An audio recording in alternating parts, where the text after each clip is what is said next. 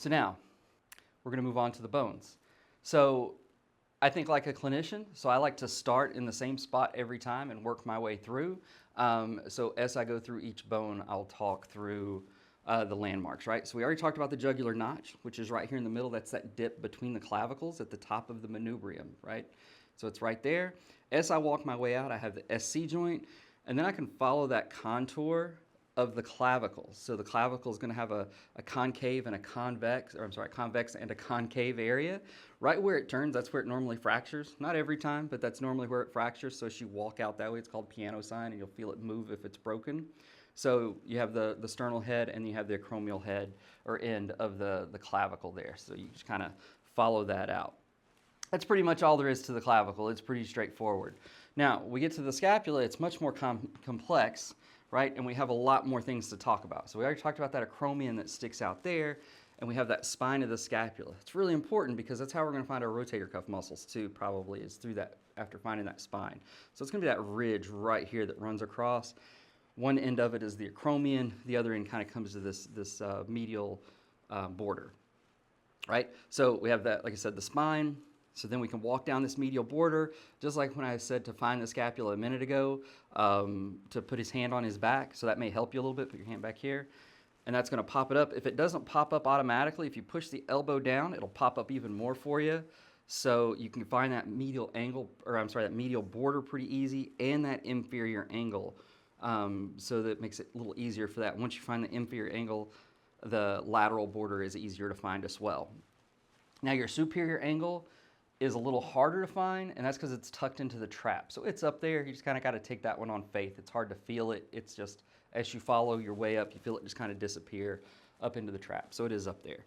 The other things that you're going to have trouble getting to, so inside here you have your glenoid fossa. So that's the socket part of the ball and socket joint for the shoulder joint. At the very top of it, you have the supraglenoid tubercle, and then underneath, you gotta like your partner a little bit, but you can get all the way in there, and you can get to the inferior glenoid tubercle as well.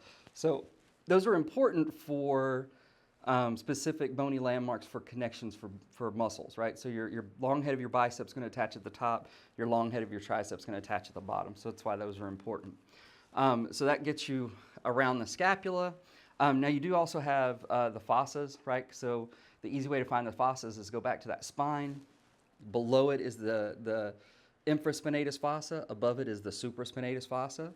And then underneath, so on the anterior side of the scapula, which to palpate it, we'd go back to the hand on the back again, and we can cram our fingers underneath there. That would be one way to get to it. The other way is if you bring the hand all the way up and you go into the armpit and try to get there.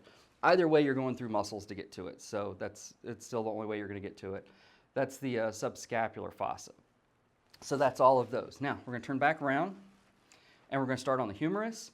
So the head of the humerus isn't something where you're really going to palpate. You can, going through the armpit, you're going to come up in there, but again, depends on how much you like your partner. So you can dig around in there and find it if you want to. It's just going to feel round. But more importantly, what we're going to find here is the greater and lesser tubercle. So you're going to start in this kind of middle position, and the greater tubercle just kind of sits out here on the outside edge, right? So once you find that, kind of press in there to get it, and then externally rotate. And what you're going to feel is you're going to feel a dip, and that's the intertubercular groove, and then you're going to feel another tubercle pop out, and that's the lesser tubercle. So his sits a little further in than I had my finger. So it's going to pop out right there. So that creates that greater and lesser tubercle intertubercular groove here in the middle. So when you look in the book, it looks like it's on the front because we don't stand in anatomical position most of the time. We stand with our shoulders rotated in, so that lesser tubercle tucks in a little bit more than it looks like it does in the book. The other thing out here is if you come down, we're going to come to the side here, is the deltoid tuberosity. So if you follow the contour of the deltoid down, it's going to be right here in the middle. Normally not palpable as far as like to make a difference. You just follow that deltoid down and it's there. If you have trouble finding the deltoid, you can always have them abduct against you. Abduct is pushing out, and you can see that deltoid and kind of follow it down and get a better look at it. So those are the ways that you're going to find that.